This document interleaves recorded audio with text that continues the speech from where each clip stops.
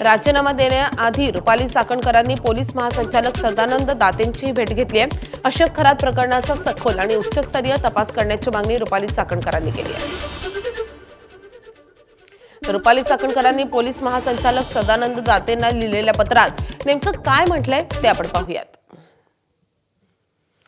राज्य महिला आयोगानं घटनेची अत्यंत गांभीर्याने दखल घेतली आहे। हे प्रकरण एका महिलेपुरतं मर्यादित नसून आरोपीनं श्रद्धेचा फायदा घेत अनेक महिलांचं लैंगिक शोषण केल्याची शक्यता आहे। तपासावर कोणताही राजकीय दबाव येणार नाही याची दक्षता घेऊन एसआयटीनं निष्पक्षपणे तपास करावा। सापडलेल्या 58 व्हिडिओंमधील पीडित महिलांची ओळख गुप्त ठेवून त्यांना तक्रार देण्यासाठी विश्वासात घ्यावं।